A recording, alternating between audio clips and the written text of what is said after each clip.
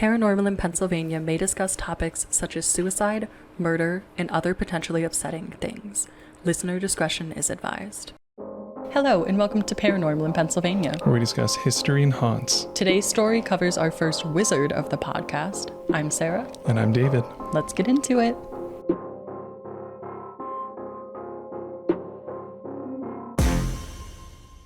All right, so the Wizard of South Mountain is what we're covering today. We've had witches, we've had aliens, we've had werewolves, and finally, you're a wizard, Harry.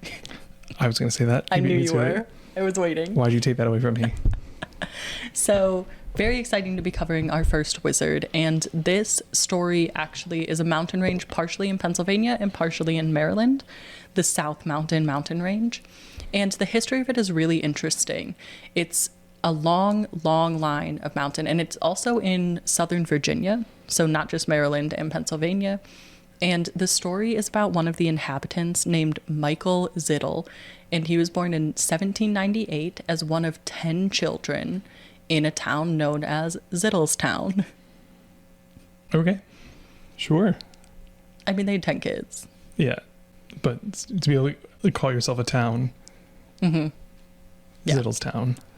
And in an 1882 book by Madeline Vinton Dahlgreen, she talked about the various things that the wizard did. And so a lot of the paranormal part of the story is going to come from that book.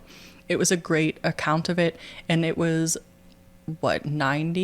75 years after he was born that it was published.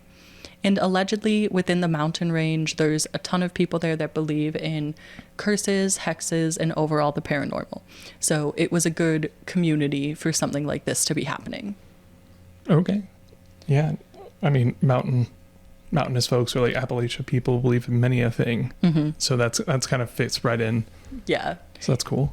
Yeah, the Appalachia stuff.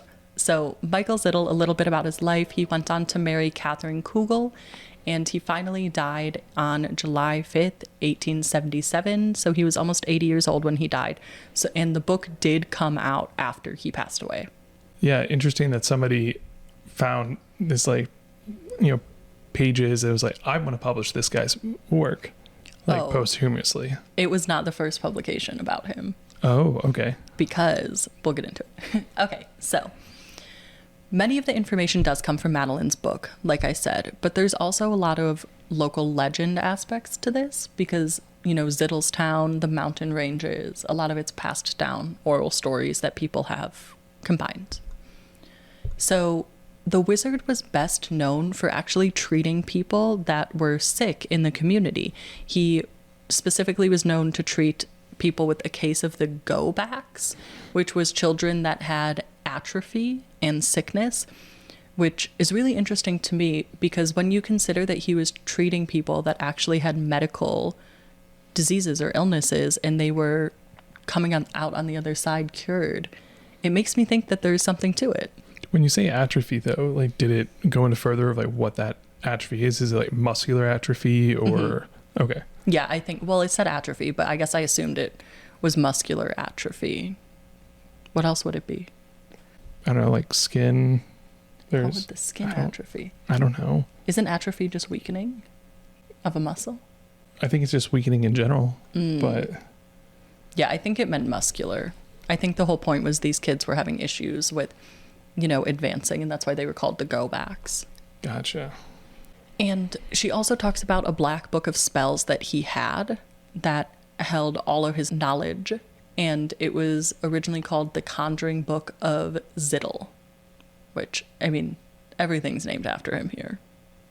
Yeah, right. At this point, yes.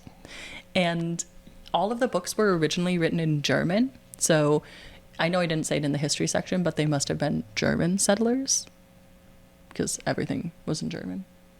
Oh, yeah, makes sense. And I guess 1798, that was a long time ago.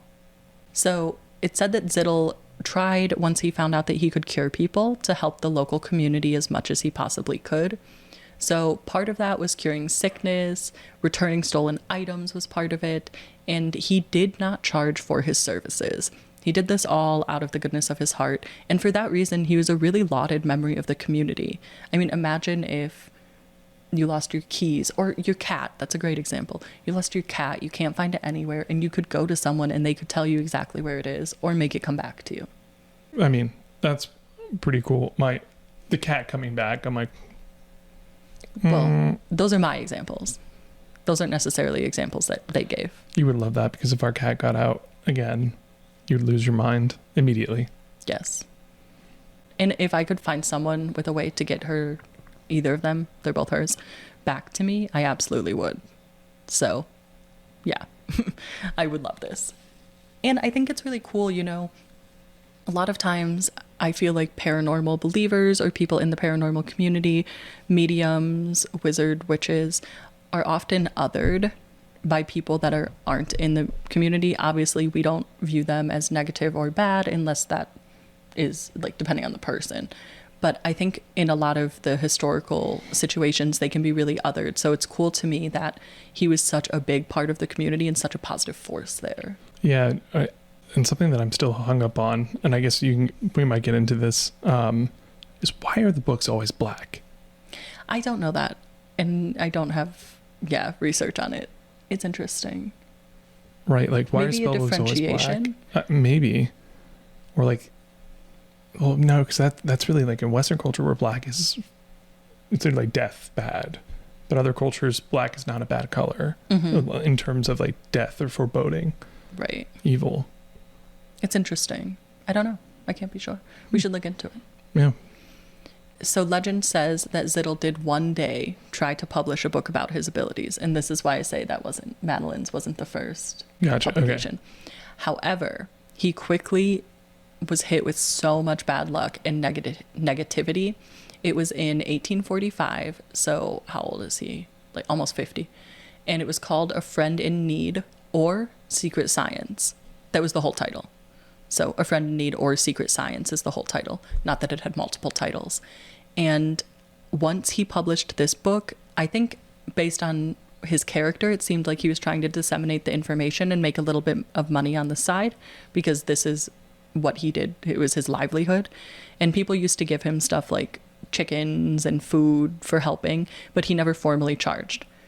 Once he formally charged, he lost his powers because he was trying to commoditize them, which I think is really interesting. Right. Yeah. There's a lot of like insinuations there, or not insinuations, but like ideas that pop up was it like a higher power that was watching him and then became displeased with it? Was it like nature? Was it something else entirely? Like, did he have a pact with something? But I guess that'd be more of a sorcerer, not a wizard. Yeah, I just take it as, you know, the universe has whatever you believe, whether God, multiple gods, Satan, whatever people believe, I guess. To me, just the universe in general had given him this power to help his community. He really did help his community. And then once he tried to personally benefit from it, rather than be altruistic, the universe was like, this is not the reason you have it. Because once he stopped, it said once he stopped with producing the book, a bit of his powers came back, but then he actually tried to charge for his daily spells that he would do.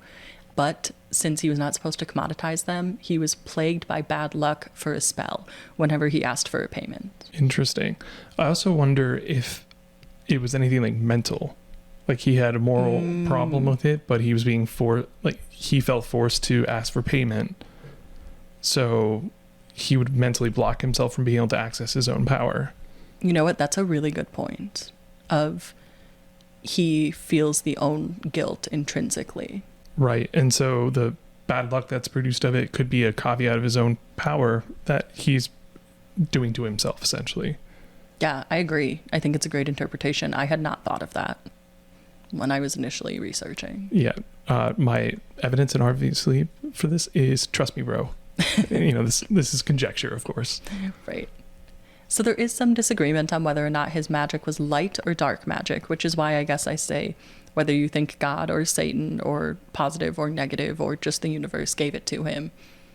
There's debate. But everybody can agree that it was helpful and he was a very prominent part of the community.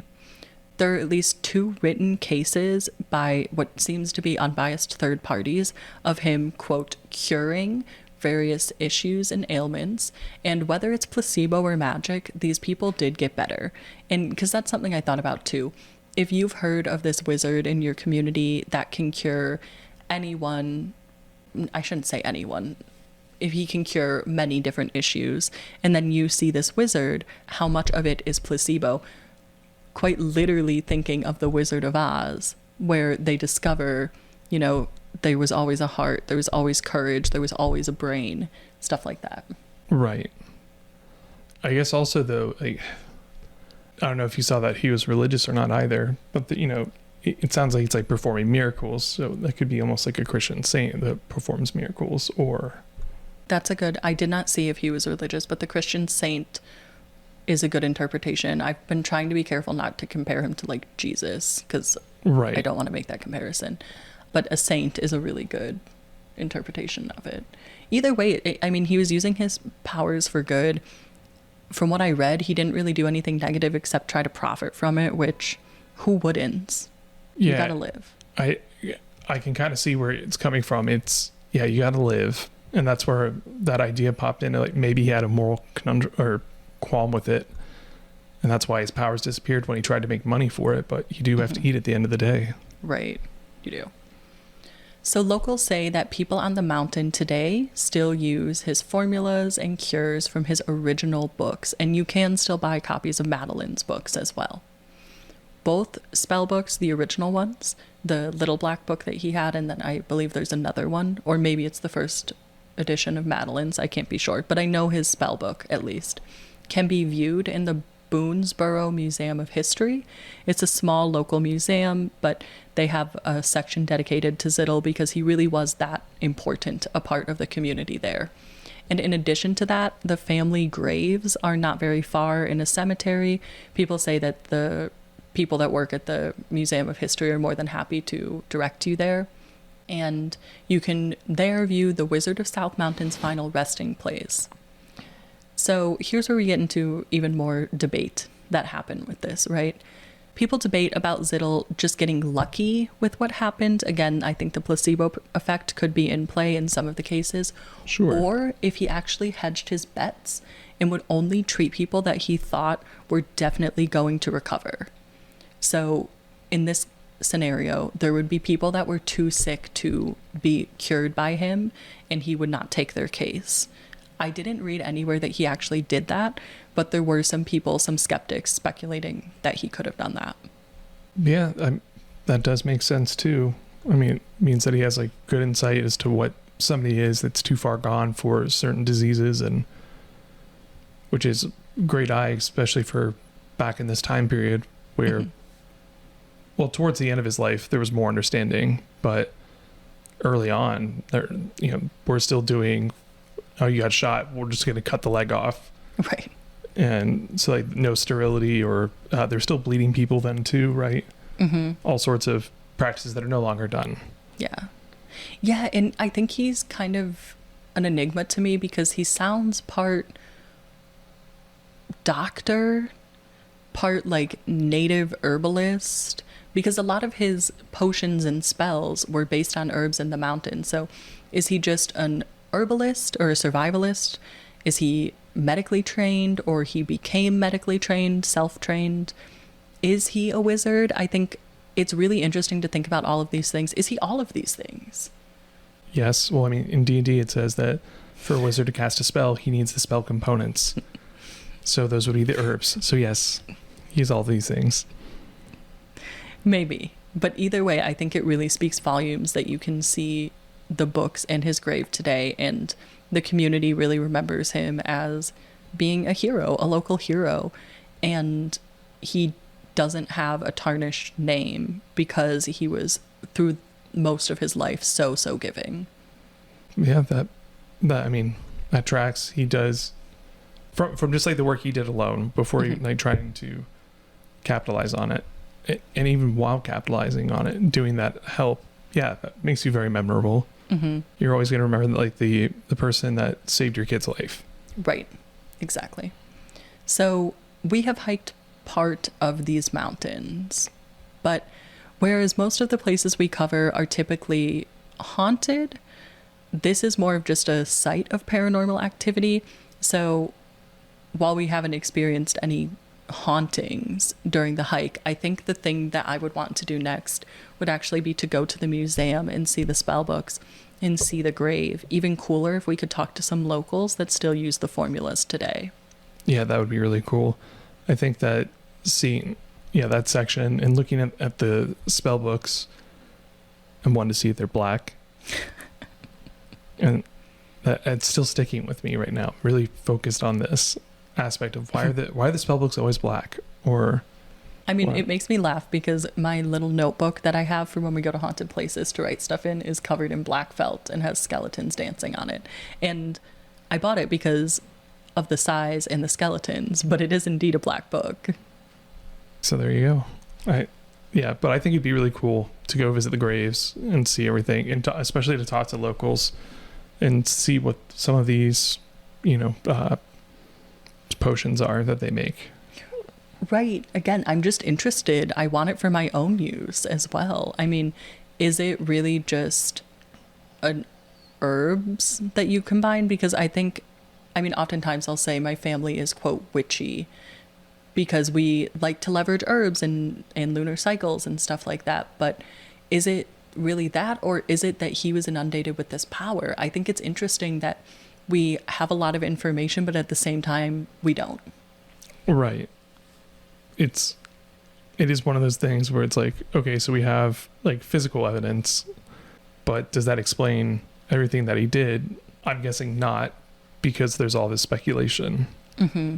And the way that I would love to do a quote investigation here, because again, it's different than a normal haunted place that we cover, would be to bring a medium that could hopefully talk with him, or to use REM pods or spirit boxes by his grave to see if we could get him to answer questions. Because I think without speaking to him, there's no way to know the truth of it. There's tons of different accounts on it, but who really knows? Yeah. Also, did he call himself a wizard? Or was this given to him like posthumously, or? It didn't say. Huh. Interesting. Yeah, that's a good point. I do wonder. That might offer some insight as well, if he called himself that. Right. Because then if he calls himself a wizard, then that might be, that indicates that thinks he's inundated with power, like you said. Mm-hmm. So I think this is incredibly interesting. Again, our first wizard on the podcast, and I believe this was recommended by somebody, so thank you to whatever listener recommended it. We love to cover a wide variety of paranormal topics, wide variety of paranormal places. So if you have any place that you'd like us to cover, let us know. You can always connect with us on social media at Paranormal in Pennsylvania. We're on TikTok. You can send us an email at paranormalinpennsylvania@gmail.com. We really love connecting with you guys and covering sites that you guys send to us, because some of the smaller sites are the coolest. Yeah, I mean, this was really interesting to read about and to talk about. Mm-hmm. Yeah, so definitely reach out to us and tune in next Thursday to see what paranormal phenomena we discuss next. Stay spooky.